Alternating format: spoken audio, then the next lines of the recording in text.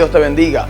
En esta oportunidad quiero compartir un mensaje sobre un tema bíblico muy importante, y es acerca de los 5 ministerios. Conocemos que el apóstol Pablo dijo a la carta de los Efesios en el capítulo 4, en el verso 11, que el mismo Dios constituyó a 5 ministerios principales, y entre ellos está el ministerio profético. Y quiero titular este pequeño estudio bíblico: Dios sigue hablando.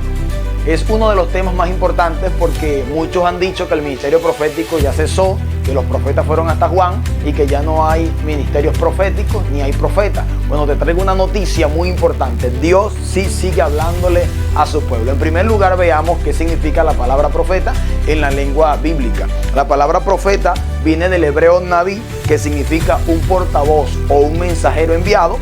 Y la palabra profecía viene del hebreo nebúa, que significa un mensaje inspirado. Cada vez que Dios inspira a alguien a darte una palabra a través de su Espíritu Santo, pues te está dando una profecía.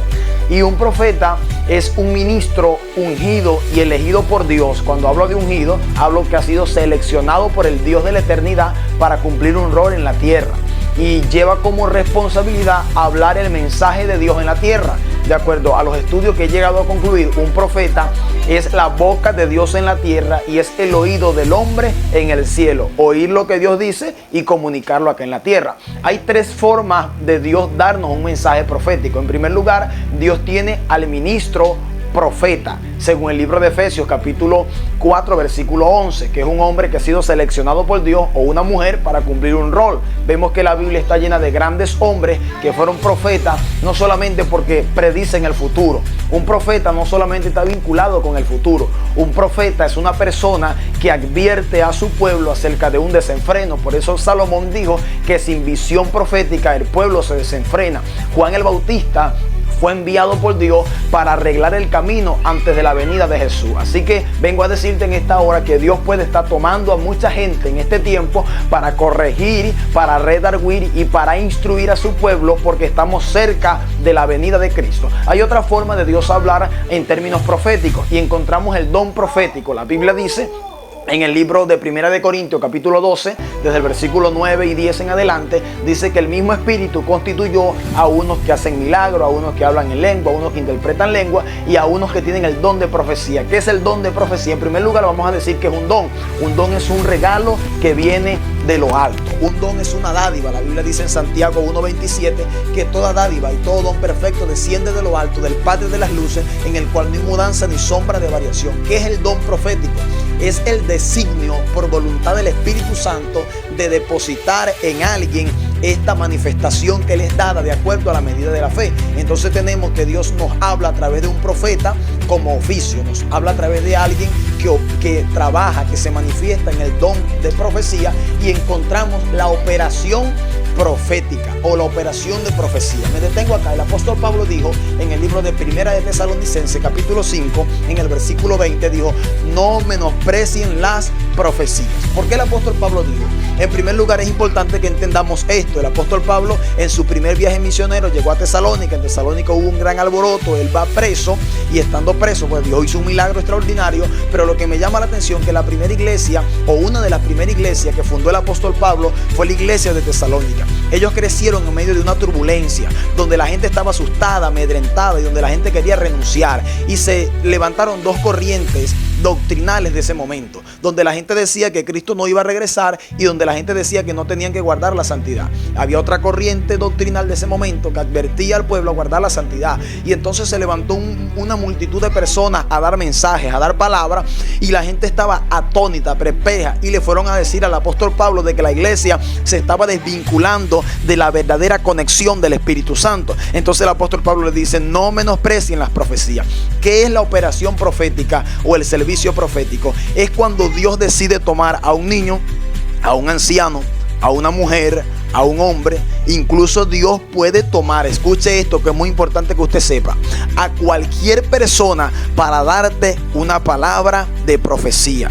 Dios puede tomar a un nuevo creyente, Dios puede tomar a una persona que no conoce nada de las Sagradas Escrituras, pero la Biblia dice en el libro de Salmo 24:1 que de Dios es la tierra, su plenitud y todo lo que en él habita. Toda la gente que está sobre la tierra ha sido llamado por Dios para cumplir un rol y estamos caminando bajo un propósito. Hay un propósito eterno que nos seleccionó desde antes de la fundación del mundo. De repente tú eres adorador, tú eres salmista, tú eres músico y Dios puede usarte a ti en un momento específico y en un tiempo específico para darte una palabra o para darle una palabra a alguien. No necesariamente tiene que ser una palabra de bendición, porque estamos acostumbrados de que la profecía que es aceptable a nuestros oídos son las profecías que nos agradan, son las profecías que son para nuestro beneficio. Y traigo una palabra en esta hora y quiero decirte a ti que la profecía no siempre va a agradar a nuestro oído. La profecía no siempre va a agradar a nuestro instinto como ser humano, porque como seres humanos no nos gustan que nos corrijan,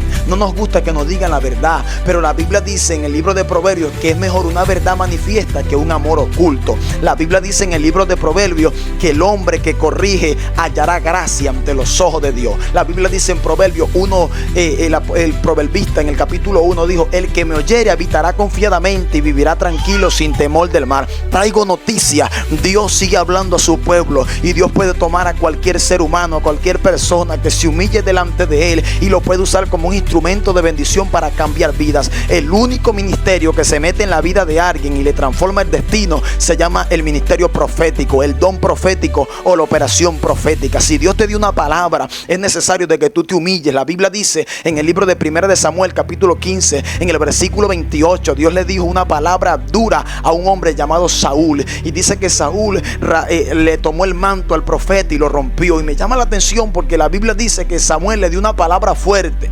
El problema esto, amado, es que mucha gente no quiere reconocer que la obra es de Dios, la obra no es tuya, la obra no es mía. Dios te puede dar una palabra que de repente a ti no te gusta, no te agrada, pero es una palabra que te edifique. Recuerda aquí que lo más importante es nuestra salvación. Recuerda que lo más esencial, lo más indispensable para cada ser humano es un día estar delante de la presencia del Señor. Y por eso Dios envía hombres y mujeres, vasos escogidos, operando en distintas dimensiones y en distintas manifestaciones para decirle al hombre, para decirle a la mujer que nunca la profecía vino por voluntad humana, sino que los santos hombres de Dios hablaron siendo inspirados por el Espíritu Santo. Primera de Pedro capítulo 1 verso 21. Y me llama la atención que también dice la Biblia en el libro de Amos capítulo 3 verso 7 que Dios no hace nada sin que antes lo revele.